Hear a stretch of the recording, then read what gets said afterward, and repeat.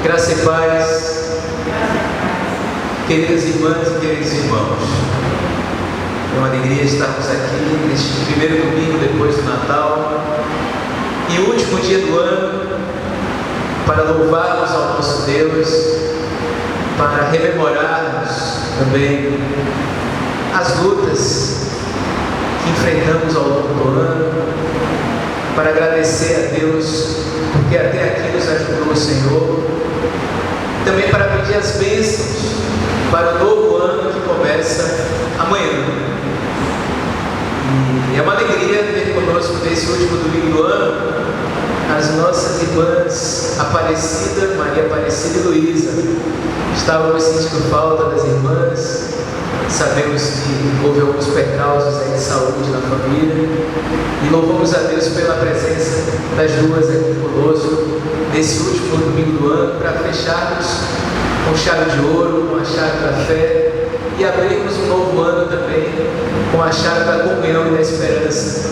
Então, uma alegria a presença das irmãs e a presença dos irmãos e irmãs que estão aqui ao longo do ano e de alguns anos perseverando no caminho do Senhor. Domingo passado, quer dizer, domingo não, sim, domingo, celebramos o Natal, o nascimento do nosso Senhor Salvador Jesus Cristo. E o Natal continua, o espírito do Natal, a mensagem do Natal continua. E compartilhar comigo um texto que fala um pouco disso, e eu compartilho com as irmãs e os irmãos hoje, nesta manhã, no início da mensagem. É a adaptação do texto de Howard Thurman, que diz assim: quando a canção dos anjos se calou, quando a estrela do céu se foi, quando os reis e os magos já estão em casa, quando os pastores voltaram com o seu rebanho, o trabalho do Natal está apenas começando, encontrando os perdidos, curando aqueles que estavam quebrados, alimentando os famintos, libertando aquele que estava escravizado, reconstruindo as nações, dando paz a todos e todas, trazendo música e alegria para o coração. O trabalho do Natal está apenas começando.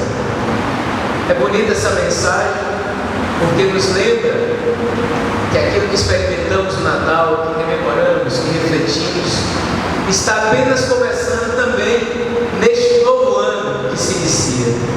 Aquela mensagem do Deus conosco, do Jesus que nasce no meio de nós, do Jesus que é Deus se fazendo gente, Deus se aproximando da humanidade para que a humanidade possa se aproximar de Deus. Essa mensagem do Deus Todo-Poderoso que se faz pequenino, que se faz frágil. Esse Deus que quer reunir a todos e todas no banquete da vida. Essa mensagem apenas começa. E esse texto nos remete muito também ao texto de Lucas 4, quando Jesus, já adulto, inicia a sua missão. Ele volta para Galiléia, depois que ele enfrenta as tentações no deserto, ele volta para Galiléia, fortalecido e guiado pelo Espírito Santo, e vai abrir as Escrituras na sinagoga. E ele abre as Escrituras justamente no texto de Isaías, que diz assim: o Espírito do Senhor está sobre mim, porque Ele me consagrou com a unção para anunciar a boa notícia aos pobres. Enviou-me para proclamar a libertação aos presos e aos cegos a recuperação da vista, para libertar os oprimidos e para proclamar o ano da graça do Senhor.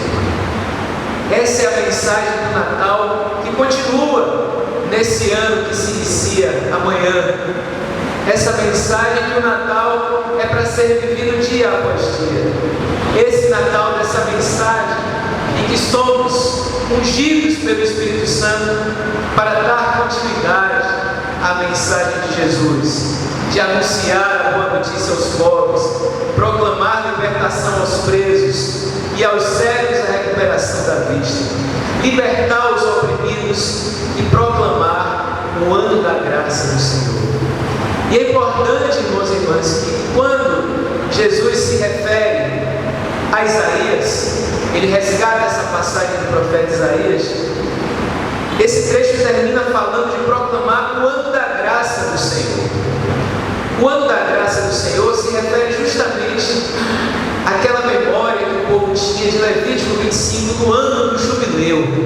Era o chamado ano da graça do Senhor. O jubileu era aquele tempo de 50 anos em que os escravos eram libertos, em que as dívidas eram perdoadas. Lembra que no Pai Nosso nós oramos: perdoa, ó Pai, as nossas dívidas, como nós perdoamos aos nossos devedores. Essa é uma mensagem também do jubileu, do ano da graça do Senhor, em que as dívidas eram perdoadas, tempo de perdão, tempo de reconciliação. Os escravos eram libertos, por isso também diz aqui: proclamar a libertação aos presos e libertar os oprimidos. O ano da graça do Senhor, o ano do jubileu, é esse tempo em que os oprimidos, os escravizados eram libertos.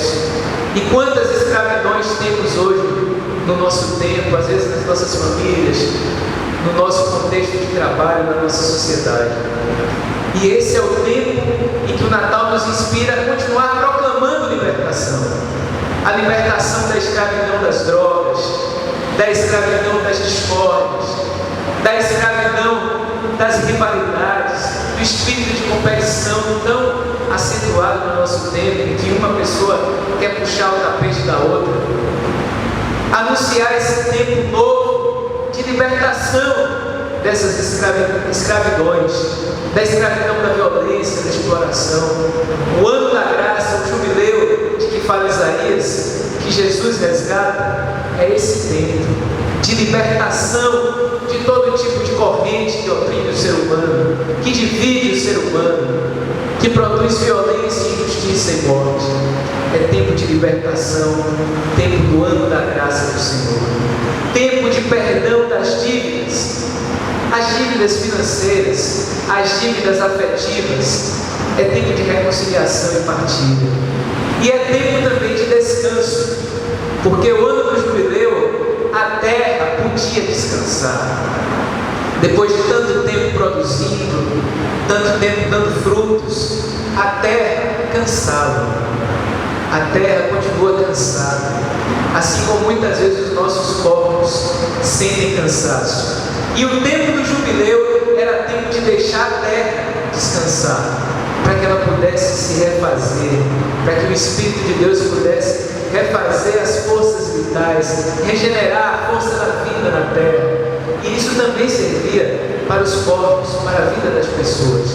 Era um tempo de descanso, era um tempo de refazer as forças vitais, renovar as forças da vida. E era um tempo também de partilha, porque no jubileu as terras eram devolvidas, as terras que muitas vezes eram acumuladas, porque as pessoas tinham que vender suas terras, porque não aguentavam pagar os impostos, os tributos, e vendiam suas terras, ficavam sem terra, e as terras eram concentradas na mão de muitos poucos. E o jubileu era o tempo de redistribuir as terras, tempo de partilha, para que a vida pudesse novamente se renovar, se refazer. Então esse é o ano da graça de que fala o texto de Isaías. Esse é o ano da graça que nesse final de ano nós resgatamos, para que nós possamos experimentar, cultivar e proclamar esse ano da graça do Senhor, esse tempo do jubileu, o tempo do perdão das dívidas e das ofensas, o tempo da libertação das correntes de toda forma de dominação, o tempo da partilha da terra, dos dons, dos bens, para que não haja desperdício na mesa de uns, enquanto há fome na mesa de outros. O tempo da comunhão, o tempo do descanso e da regeneração da vida, o que tanto a nossa terra tem precisado. Então, irmãos e irmãs, esse é o tempo que nós celebramos hoje no final desse ano. O tempo da graça do Senhor, o o tempo do jubileu, o tempo que o nascimento de Jesus nos inspira. E fazemos isso também aproveitando esse tempo para uma retrospectiva. O final do ano é sempre um tempo de relembrarmos como foi o ano, avaliarmos como foi o nosso ano, rememorarmos as dificuldades, as adversidades, rememorarmos as lutas, as conquistas, as vitórias, os espinhos, o deserto, mas também a presença de Deus em todo o tempo. Então, hoje, nesse dia 31, é tempo também de gratidão a Deus, é tempo de agradecermos, de, como diz o profeta Jeremias, trazer à memória aquilo que nos renova a esperança, trazer à memória aquela passagem que diz: em tudo dai graças. Não é a tudo dai graças, é em tudo dai graças. A tudo dai graças seria agradecer pelas guerras, agradecer pelo extermínio da vida, pela destruição da terra. Por isso nós não agradecemos, nós lamentamos, nós sentimos as dores de parto junto com o Espírito Santo. Nós não agradecemos pelas expressões de morte na vida humana, as guerras, a violência, a fome, as discórdias, as tantas formas de opressão. Nós não agradecemos por nada disso, porque sabemos que essa não é a vontade de Deus. A vontade de Deus é vida, vida em abundância e vida eterna. Por isso que Ele enviou seu Filho Jesus. Mas em tudo damos graças, porque mesmo em meio às realidades de enfermidades, de tristezas, nós podemos agradecer a Deus, porque mesmo nos tempos de deserto, Ele é conosco. O Senhor é meu pastor e nada me faltará. Ainda que eu ande pelos vales da sombra da morte, não temerei, porque Ele está comigo. Em todas as situações, irmãos e irmãs, nas alegres, nas tristes, nós podemos render graças a Deus, porque Ele é conosco em todo o tempo. Ele é fiel, Ele não nos abandona, Ele caminha conosco todos os dias até a consumação dos séculos. E por isso que em tudo, em todas as circunstâncias, nós podemos dar graças, porque mesmo no meio do caos e da tristeza, Deus está ali conosco, nos sustentando, nos guiando às águas tranquilas, aos verdes pastos. Ele está ali nos sustentando para suportar as adversidades e nos preparando para alcançarmos os campos verdejantes e as águas tranquilas do seu consolo, da sua cura, da sua renovação da nossa fé e da nossa esperança, do seu fortalecimento e encorajamento para que nós possamos seguir em frente na direção dos propósitos que Deus tem para as nossas vidas. E é um tempo também, irmãos e irmãs, para fecharmos esse ano e iniciarmos o próximo, de esperança. E aqui rememoramos a carta que Jeremias escreveu ao povo de Israel quando ele estava exilado na Babilônia. Um momento que o povo não tinha terra, não tinha templo, não tinha rei, o povo estava desolado no exílio da Babilônia. E olha a carta que o profeta Jeremias manda para o seu povo naquele momento extremamente difícil. Ele diz assim lá em Jeremias 29, a partir do versículo 4. Ele escreveu essa carta para o povo. Assim diz Javé dos exércitos, o Deus de Israel, a todo o povo que levei de Jerusalém para o exílio na Babilônia. Diz o profeta: construam casas para vocês morarem, plantem pomares para comerem de suas frutas, casas, gerem filhos e filhas, arranjem esposas para seus filhos e maridos, para seus filhos e maridos para suas filhas, e que eles também gerem filhos e filhas. Multipliquem-se aí, não diminuam. Lutem pelo progresso da cidade para onde eu os exilei, e orem a Deus por ela, pois o progresso desse lugar será o progresso de vocês. Veja que mensagem linda que o profeta Jeremias envia ao povo exilado. O povo estava sem perspectiva, o povo estava sem esperança, o povo não via a eles estavam cativos na Babilônia e não tinham para onde ir, não tinham horizonte, não tinham motivação para viver. E olha o que o profeta Jeremias diz, para que eles vivam ainda lá, nesse tempo de exílio. Vivam uma vida, construam casas para vocês morarem, plantem pomares, casas, arranjem esposas para os filhos e maridos para as filhas, gerem filhos e filhas, multipliquem-se aí, não diminuam, lutem pelo progresso da cidade, pois o progresso desse lugar será o progresso de vocês. Uma mensagem de afirmação da vida, uma mensagem de esperança, uma mensagem que diz, mesmo nesse contexto de trevas, de sofrimento, de desesperança, digam sim à vida, adotem diante da vida uma atitude positiva, afirmativa, construtiva. Construam casas, plantem, semeiem, tenham filhos, vão em frente, trabalhem pelo progresso do lugar onde vocês estão, mesmo exilados, porque o bem da cidade será também o bem para vocês.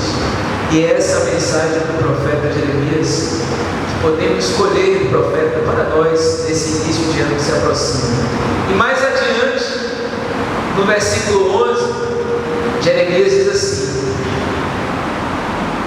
uma palavra de Javé. Primeiro ele diz, assim diz Javé, e aí prossegue, conheço meus projetos sobre vocês, oráculo de Javé, são projetos de felicidade e não de sofrimento, para dar-lhes um futuro e uma esperança. Esses são os projetos que Deus tem para nós, para o ano que se aproxima, para 2024, meus irmãos. Que possamos acolher essas palavras nos nossos corações e nas nossas vidas. O que Deus tem para nós são projetos de felicidade e não de sofrimento, para dar-lhes um futuro e uma esperança. Essa é a palavra do profeta para nós hoje, lembrando que a nossa esperança está enraizada em Jesus. A esperança em Jesus não é aquela, a última que morre. Não é essa esperança em Jesus. A esperança em Jesus não é a última que morre. Muito pelo contrário, é a primeira que nasce quando tudo parecia estar perdido. Essa é a esperança em Jesus. E por isso podemos cantar juntos. Porque Ele vive, posso crer no amanhã. Porque Ele vive, temor não há. Mas eu pensei que a minha vida está nas mãos do meu Senhor, que me liberta. E assim, irmãos e irmãs, encaremos esse novo ano que se aproxima. Feliz ano novo para todos e todas, para as nossas famílias, para a nossa igreja. Que Deus derrame sobre nós a sua graça, Deus derrame sobre o nosso mundo a sua graça, para que a paz de Jesus prevaleça. E não esqueçamos que para 2024, o que Deus tem para nós são projetos de felicidade e não de sofrimento, para dar-lhes um futuro e uma esperança. Amém.